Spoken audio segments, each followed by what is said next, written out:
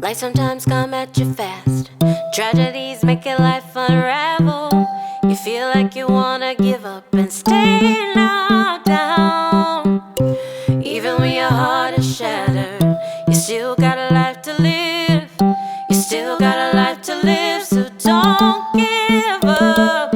We are beautiful miracles. We are beautiful miracles. We are beautiful miracles, so don't give up. Hello, everybody, and thank you for joining me on my podcast, Beautiful Tragedy.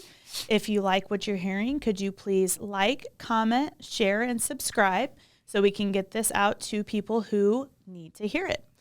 On today's episode, I will be interviewing my therapist, Glen Doherty.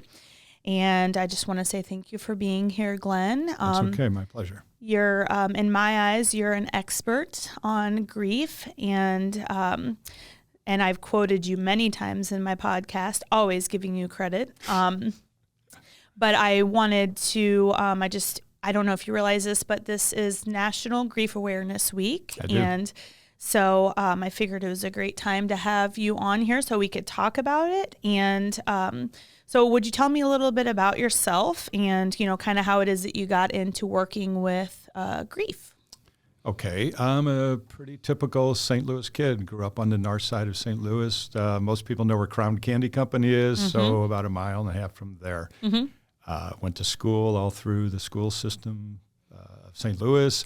I wound up deciding that I wanted to go to the seminary to become a priest.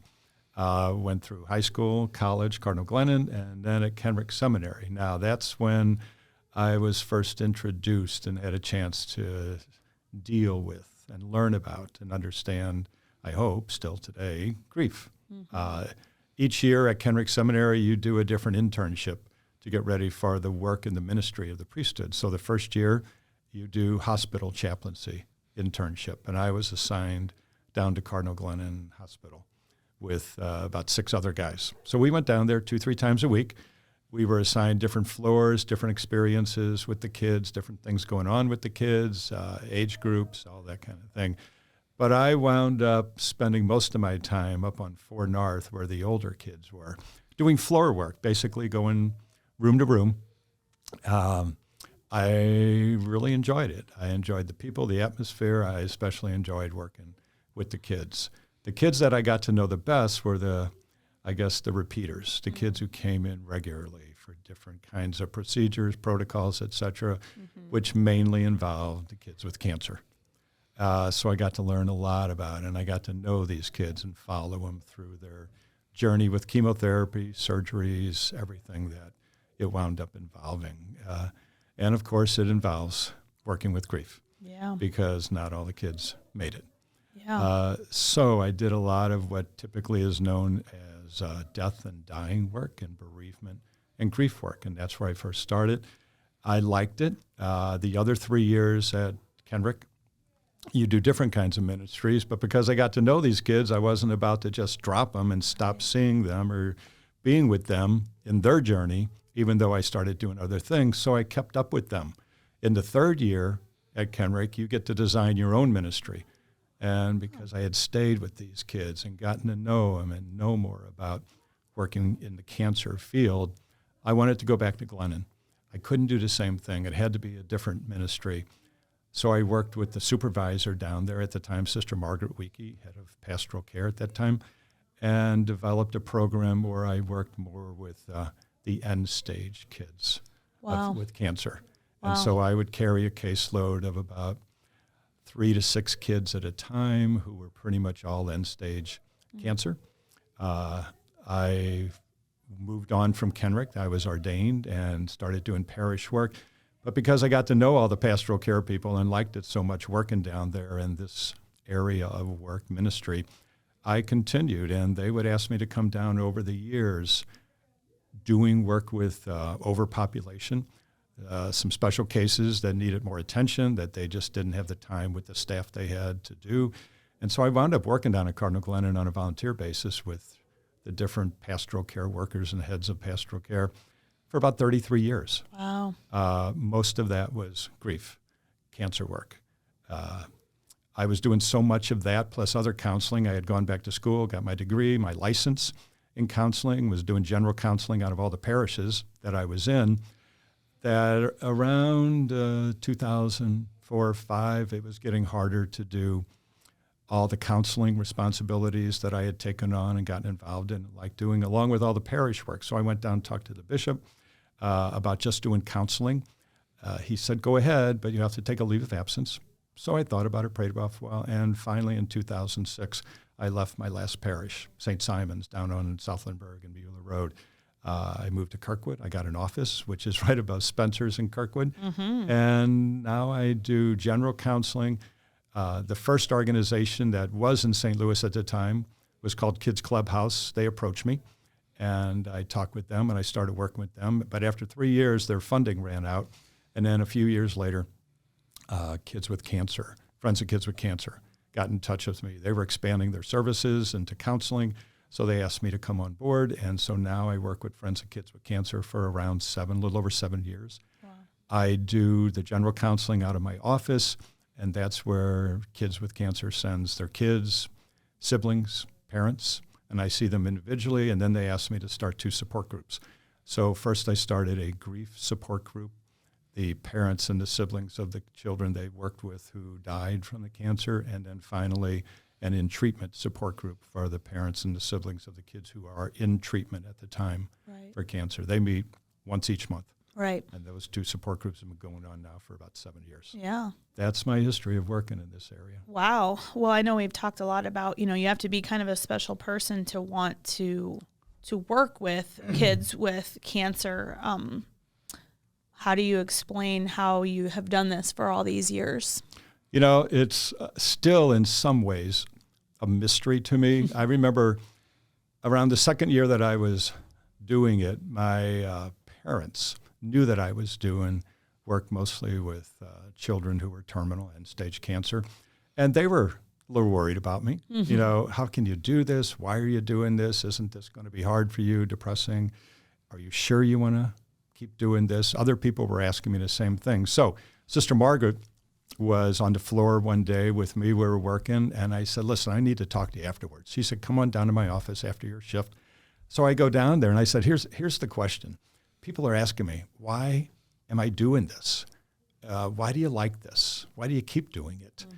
And to be real honest, I don't have a good answer as to why I like this work. It's a great work, but it's strange to like and want to do this kind of work with children who have cancer and basically are terminal. And she just looked at me and she said, I've been doing this for about 25 years. I said, I know, that's why I'm asking this. She said, if you ever figure out why you're doing it, why you can do it, you tell me, because I still don't know. Wow. But I kept working on it, and I learned what it means to frame and reframe things. So I'll tell you why I decided that I like doing this and why I've been doing it for about 47 years now. Wow. Okay? When I meet or get asked to or assigned to work with a boy or a girl who has cancer, especially terminal, when it gets to that stage, the way I look at it is this. I meet somebody, and I'm being asked to walk them to the gate of heaven. And amazing, hard, and wonderful things happen along this walk. And it doesn't matter if the kid is 5, 10, 15, 18, whatever it is. Really amazing things happen along this way, just being with them. And then we get to the door of heaven, and the door opens up, and they go through, and then the door closes. But I think I feel and have come to believe and understand that when that door opens and they go through, I feel like I get to peek inside that door. And what I see and what I've learned from just those glimpses as the kids go through the door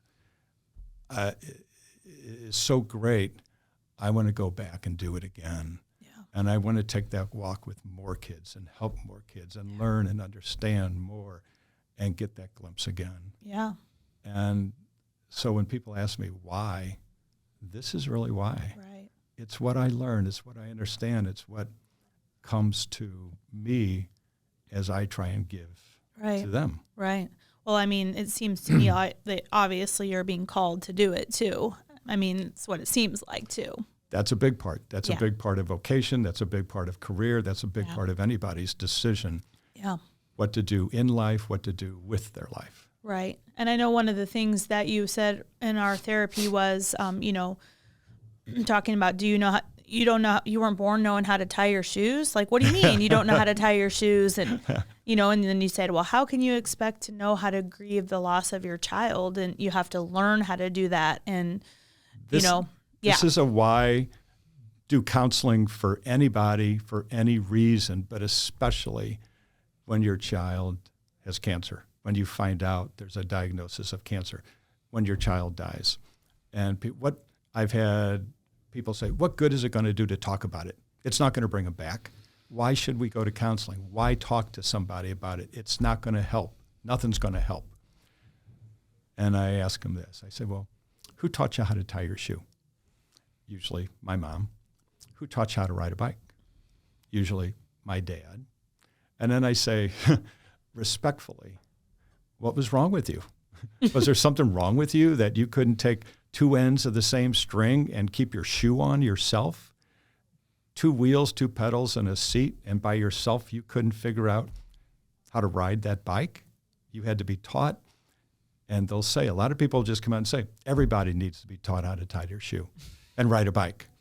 And I'll say, exactly. So if you needed help learning how to tie your shoe or ride a bike, or you needed help learning how that 26 different shaped characters are words, and you put those characters together, you get a word, put words together, you get a sentence, you put enough sentences together, you get the great American novel. If you needed help learning those things, what makes you think you were born knowing how to handle your son or your daughter with cancer? And what makes you think you were born knowing how to handle the death of your son or daughter in grief? And so you learn, and you go find a teacher. And I luckily feel that I've been called and have had a chance and the opportunity, especially lately through Friends of Kids with Cancer, to be, I hope, one of those teachers. Yeah, for sure, Of how to handle something you weren't born knowing. That's what counseling is all about, and that's really what I think grief work is all about. Yeah. And I know something that we talk a lot about is thoughts and beliefs and understanding and acceptance. We go rounds a little bit sometimes about certain things, and it's acceptance is accepting that your child died is tough. And, sometimes I don't know if that's a place where you get and you stay, if you get to a state of acceptance, or if you accept it and then sometimes you don't accept it. So what are your thoughts about all that? I think to understand that, first understand what I mean by acceptance. You don't have to like something to accept it.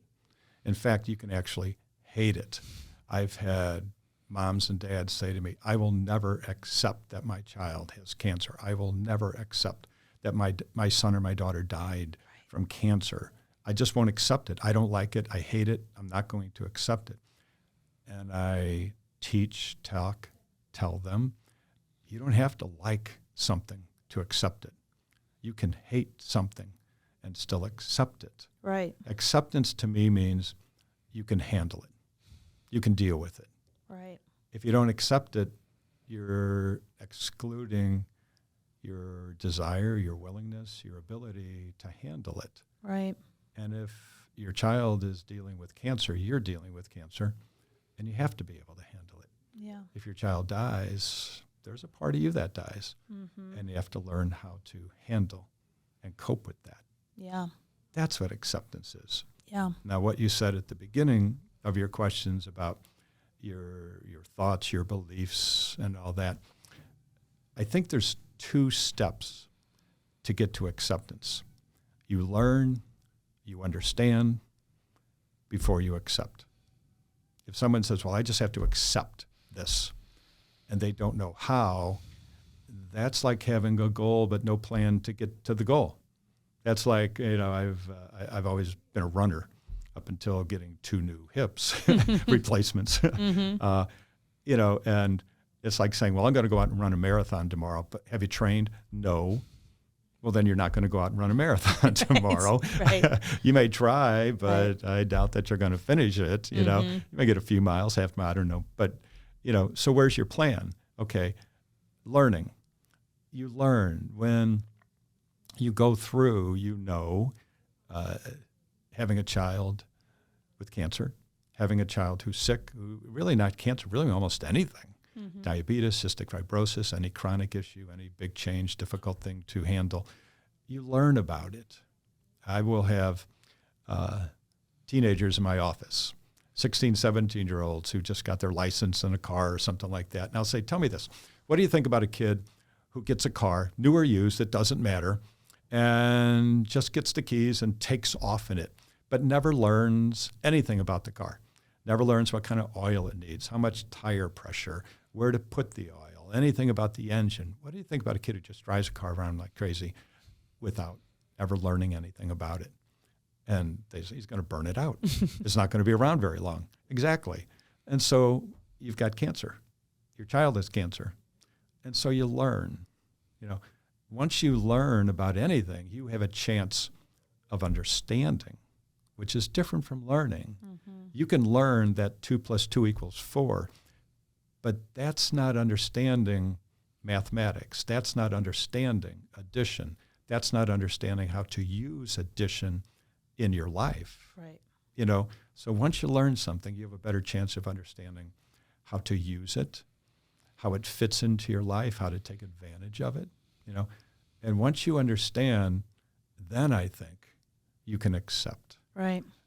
You accept the significance, the meaning, the importance, the Right. ups and downs, the good, the bads, all of that. And I know one of the things that we all sort of have a hang up in our support group is the word moving on.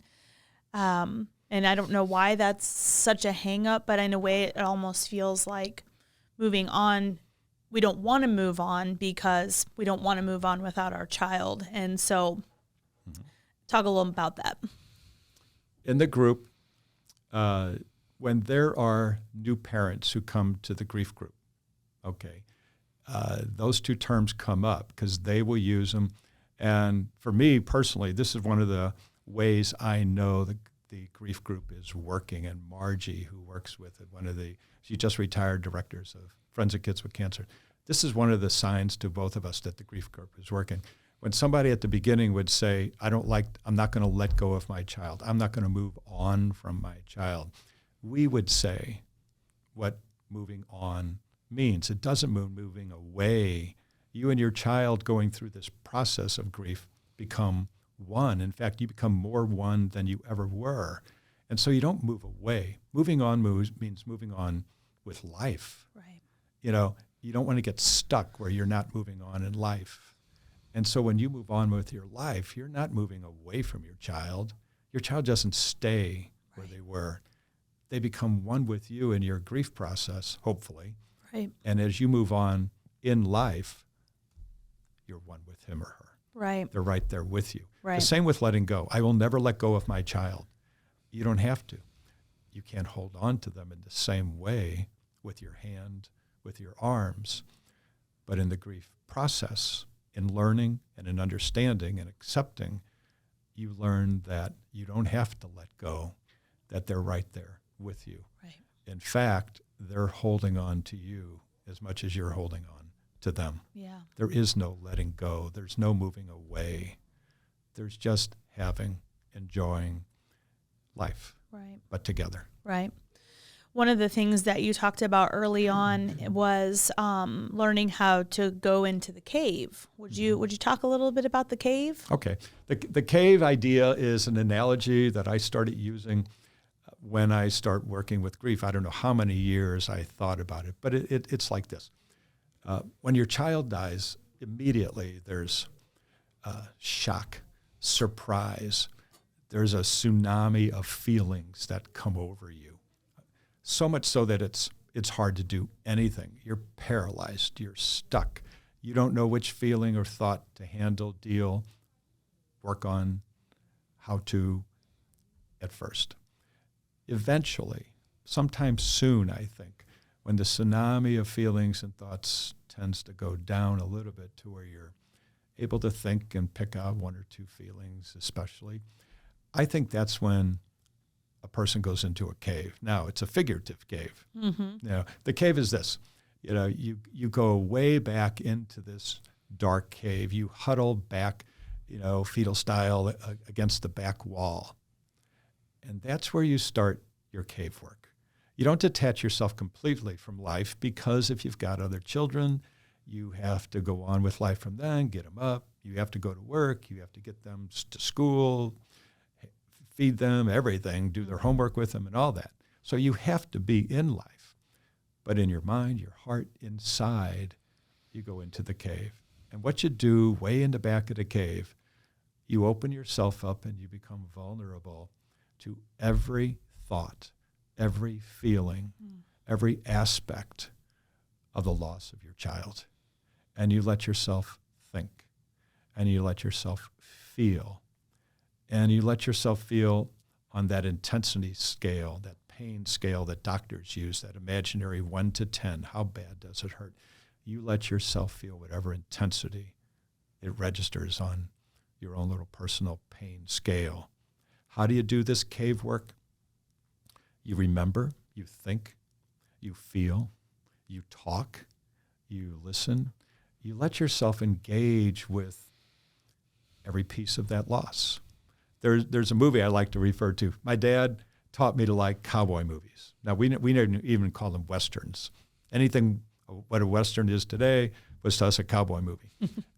Clint Eastwood's last Western cowboy movie, The Unforgiven, there's this great scene where he's the old cowboy, and he takes the young cowboy out, and they're going after the bad guys, and they have their first encounter. The young cowboy shoots his first bad guy. Back at the camp, Clint is just squatting around the fire with a cup of coffee, and this young guy cannot stop talking about what it was like to kill this guy. And the sound of the gun, the pull of the trigger, the face on the guy, how he moved, everything and anything. He just keeps talking about it. And finally, in his quiet, strong way, Clint Eastwood just says, yep, death, it's a hell of a thing. It takes away everything you were. It takes away everything you ever had and everything you will have. That's the cave work.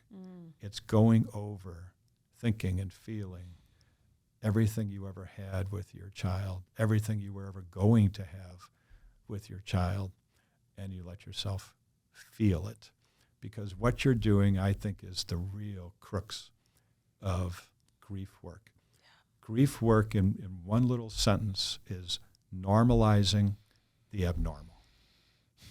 Okay, you remember what that means? Okay, normalizing the abnormal, talking about death, thinking about it, being around it is abnormal to almost everybody. Yeah, true. We don't like to think about it. We don't like to talk about it. We don't like to imagine it. It's abnormal in our lives. We will talk about the Cardinals, the Blues, the weather, COVID all day long. But when you talk about death, let's change the subject. Let's go someplace else. Let's get out of here. Yeah. It's abnormal. How can you be okay? How can you handle, cope, understand, learn? How can you accept something that you're not dealing with? So to normalize it, you start off by talking, letting yourself experience. I know a father who lost his son, and what he does, every day he goes into his son room, which is exactly the way it was before the son died, and he just sits there. That has become normal for him. It's not a dread.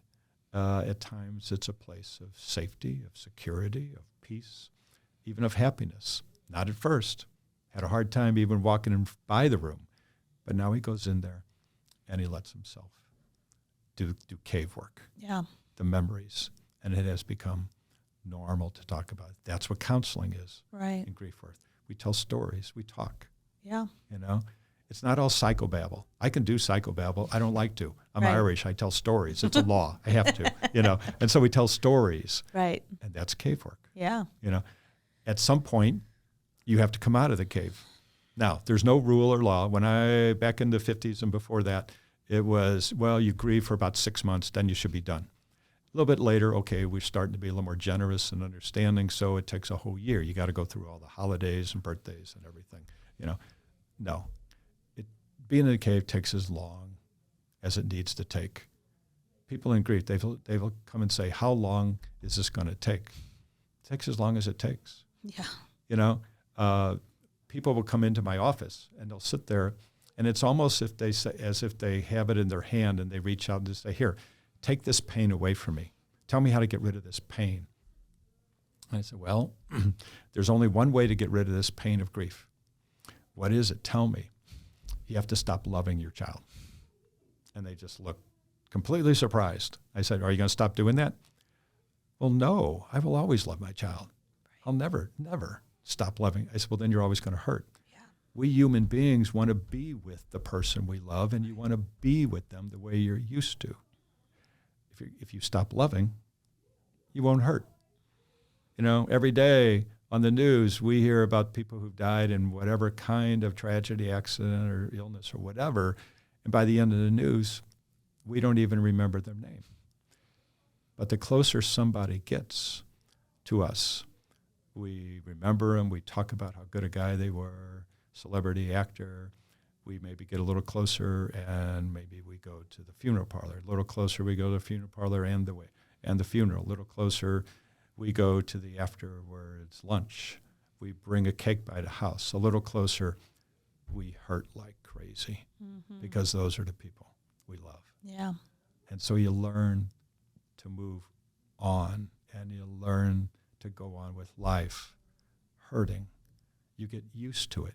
You never, ever get over it. Yeah. You go in and out of the cave. Yeah. That's what I mean. That's what the cave is. Yeah.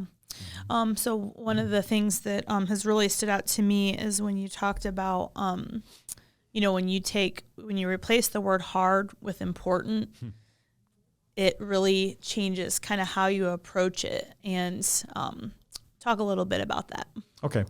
In my office or in the support group, I will offer suggestions, techniques, tools, skills, whatever you want to call them. I suggest that we all have a little mental toolbox of things that help us, skills, understandings, okay? And so I will offer an understanding, something to try, to do, to ease the pain in the moment, something to try to help you get you through a day or an hour or a moment. And inevitably, whoever I'm talking to will say, well, that's going to be hard. I don't know if I can do that. That's hard to do. Well, I've done this work and thought about it and prayed about it and meditated about it, and I've come to believe this. Anything that's important to do in this world is hard to do. Unimportant things are not that hard. Unimportant things usually are easy to do. Okay, but important things are hard to do. So when someone says, well, that's hard to do, if they truly believe that and stay in that belief, they're not going to do it. Yeah. Or they might try it once or twice and say, well, that's too hard to do. Thinking something's hard is almost an excuse why we don't have to do it. But if you substitute the word hard with important, because anything hard is important. Important equals hard in this world. Mm-hmm. If you substitute it, well, okay, but that's important to do. Right. Now you got some motivation. Now you got a reason to do it. I don't understand it. I don't like it, but it is important. Right. Definitely. One time I was preparing for a marathon with my friend, Pat McBride. Yes, Pat McBride, the big soccer guy in St. Louis. We're friends, and we've done about 3 marathons together. So we're out over at Lindbergh Track doing mile repeats, which are speed running mile repeats. We wanted to do 8 of them. It was about 95 degrees in August. The marathon was in 2 months. And we're about halfway through, got 4 of them.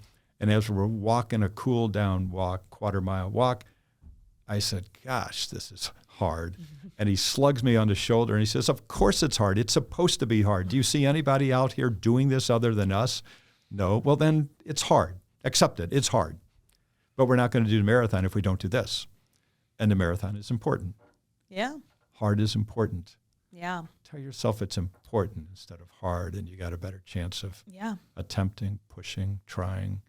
Really, I would like this to be one of your questions, so I'm going to give the question and then I'll give the answer. Okay. All right, let's do it. If I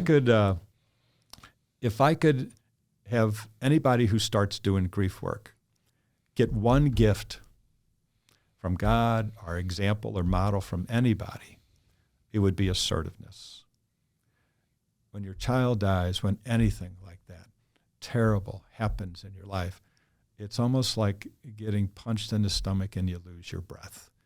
You're just there. You can't breathe. You can't move. You can't do anything. Mm-hmm. And so that's what happens when you lose your child, when you start grief, or really anybody that's a loved one of yours that now is not here.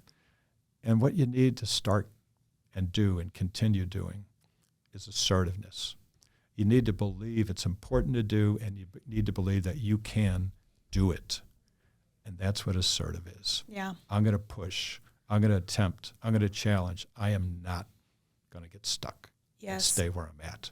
And I definitely know that one of the things I've learned from you is how to reframe. Mm-hmm. And that's definitely a common theme in the office that we talk about. And you've definitely taught me how to do that. So could you share a little bit with how people can learn how to reframe, especially on the subject of the death of your child? Okay. Reframing is, I think, maybe the best tool to learn how to use in dealing with grief. Yeah. Reframing basically is this. In my office, I have two pictures right in the circle, on the wall of the circle where we sit. One of the cliffs of Moher, and the other is a bay, a beautiful bay surrounded by mountains in Alaska. They're both dark-colored earth tones, and they have black frames around them. And so I asked the people, when you look at these pictures, what are you thinking? What feeling comes to mind? And inevitably, they will say peace, tranquility, calm, which is exactly what I wanted people to think and feel looking at those pictures. Because other than that, they're looking at me, and after about 30 seconds looking at me, they're done looking at me. I'm boring to look at. So they see these pictures, and they come in hurting and in pain, and so they get a chance to look at something that hopefully says peace, tranquil, calm, beauty to them, okay? And I say, okay, what if I took the two black frames around these pictures, which match the dark earth tones of the mountains and the water and all that, and I said, what if I took these black frames off and I put a pink frame around this one and kind of an electric orange frame around the other? What would you think? And the great example is one guy who looked at me and said, I'd wonder what the hell were you thinking? Which is exactly right. I'm not a decorator at all, but I do know frames are supposed to match the earth tones or match the colors and the tones of the picture. Right. Okay? So they said, okay, they don't go. It's distracting. It hurts. And I said, but I'm not changing the pictures. Well, the frame makes a difference on what you think and feel about the picture. The pictures of our lives, Carrie, can't be changed. Yeah. They're taken, and we can't change them. And so the picture of you, parents without their son or their daughter in the picture, that's set. But what they can do, since everybody in my office tells me frames make a difference on how you think or feel about the picture, what they can do is change the frame. Yeah. And the frame is how you look at it. The frame is what you think about it, So you find a way to take the picture of your son or your child with cancer or having died from cancer, for example, and look at it in a way that brings you a feeling to, maybe that gives you some assertiveness, maybe that gives you some peace, maybe that gives you some understanding to get to acceptance. Yeah. That's what reframing is. Right. Now, it sounds almost impossible when you're talking about the death of your son or daughter, but it is possible. Right. Yeah. You just got to learn how to do it, to be creative enough to do it. Yeah. And I remember early on, I would come in and think that I should be doing this and I should be doing that. And what is your response to all these things that I should be doing? First thing I told you was get rid of the shoulds. You said stop shoulding all over yourself. Yes, years ago, I was talking to this nun that I knew, this old nun, and I don't even remember what I said. It wasn't anything serious, but I just used the sentence, I should, and I filled in the rest of the sentence. Before anything else, the nun just like, oh, Father. She said, I stopped shooting on myself a long time ago. So stop shooting on yourself. Yeah. There are no shoulds. Right. But when you're dealing with death and grief and mourning and funeral parlors and funerals and all kinds of good intention, family and friends, you are going to get shoulds. Yeah. You should do this. You should look at it this way. You should think about this. You should remember this. And none of them really help. No.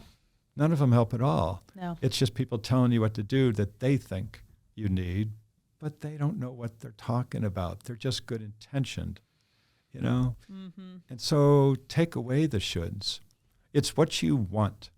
It's what you need that's important. What do you need? You just led me right to the question I was going to ask you about, when you're, especially when you're married, and, we both grieve differently. You always said that that's just one simple thing to do is just say, what do you need? Mm-hmm. And, it just is a way to, let the other person say what they need. That way I'm not assuming or thinking I know what the other person needs. Exactly. In trying to help people and figure out what helps, how to help over the years, I was wondering, okay, what is the best gift you can give somebody, anybody you're in a relationship with? It doesn't matter what kind of relationship, husband and wife, parent-child, friend, boss, employee, the woman or the man on the other side of the counter at Target that you're in a relationship for 2 or 3 minutes when they check you out. What gift can you give somebody you're in a relationship? And I came up with this. It's 4 words. It's a question. What do you need? When you ask somebody sincerely, honestly, authentically, what do you need? You're showing care, love, consideration, compassion, a willingness to be a part of their life, a willingness to engage in their life. You're showing some loyalty and presence because you are implying, honestly and sincerely, with what do you need, that, hey, if you tell me what you need, I'm going to pray, act, do something to help you get it. Right. I'm going to help you get what you need. Yeah. So instead of what I should do, what do I need to do? Yeah. And that's one of the skills or the understandings you keep in your toolbox. Right. And you pull that out. What do I need right now? Right. There's another thing that has come up in the group, which is right along these same lines, okay, the next right thing, okay? That is a tool or it's a skill and understanding that is used in addiction work. It's used in crisis work, tragedy work. When you're completely overwhelmed, when you're stuck, when you don't know what to do because you have this tsunami of thoughts, feelings, people telling you what you should do. Right. When you're just so overwhelmed and stuck that you don't know what to do, it's too big to tackle. It's too big to come up with an answer. What should you do? You should do the next right thing. That's it. Mm-hmm. What is the next right thing for you? I can't tell you what you should do and what the next right thing should do or should be for you. Mm-hmm. But I can tell you, you'll figure it out. You've got what it takes to figure it out. And it doesn't involve a very complicated educational need to have read a dozen self-help books or gone to classes on grief. The next right thing might be, I need to stop. I need to take a nap. I need to breathe. I need to go talk to somebody. I need to pray. Whatever it is, It's the next right thing for you. Yeah. And that's what you need. Because if you do the next right thing, which might mean, let me just stop and gather my thoughts, then the next right thing might, okay, this one thing sounds good. The next right thing, well, I want to bounce this off of somebody. And you do the next right thing over and over again, and all of a sudden you're moving in the right direction. Yeah. and you're moving away and through Right. that tsunami. Yeah, of because it can feelings definitely and get thoughts. overwhelming to think about all the things, and it just can almost knock you over. And what could you give? We're gonna wrap up here, so could you give advice on someone who thinks maybe they would consider doing grief therapy? I know. Again, some of the things you said have really stuck with me. You said doing grief therapy is like touching a hot stove. And so, if someone's thinking about doing that, what would you say to them? I think pretty much every college, university has psychology classes that have to do with grief, with crisis work, with life and death, with illnesses. I guess in general, the first thing I would suggest is get a counselor, get somebody that you can talk to, that you can start learning how to be a healthier person. Mm-hmm. Not that you're unhealthy if you want to do grief work, right? But we every one of us, the healthiest person on earth can get healthier. Right. Healthy attracts healthy. Unhealthy attracts unhealthy. So if you want to do any kind of counseling work, but maybe specifically here, grief work, you want to be the healthiest person you can. You want to be able to learn and to understand. You want to learn, I guess, two real important qualities to nurture and develop in yourself: insight and reflection, so that you can look at something and be able to reframe it, so that you can understand what other people are going through, which is insight, reflection, and empathy. Mm-hmm. If you've got those gifts, then you start adding the technical part to it. Right. Then you start understanding the learning part that is there. And that's where you learn from books. Right. One time I was talking with, I was going to see somebody, a friend of mine, who was dying of cancer. And as I'm approaching the room, pastoral care worker comes out of the room and walks up to me. She knew I was going to see Mary. And she said, "You're going to see Mary, aren't you?" "Yes." "You know she's dying of cancer, right?" "Yes." She said, "We got to get her from denial to acceptance. She's stuck in denial, and we have to get her into acceptance." And immediately I heard Kubler-Ross's On Death and Dying, the 5 Stages of Grief, and she's in number 1, and we got to get her to number 5. And I just said to her, "You know what? We really don't." And we really don't meant we don't have to do what the book says. Yeah. We have to be there to listen, to understand, and to accept her where she is. And if we do that, God will take care of the rest. The rest will happen on its own. She will do the rest, And so you have that, not from a classroom or a book. You get that from being healthy. Right. I've always said most of what I learned in the hospital rooms of Cardinal Glen Hospital. The classrooms, the psychology, the theology, the philosophy, that just gave me the vocabulary for what I learned doing it. Yeah. And so you go out there and you be healthy with people. Yeah.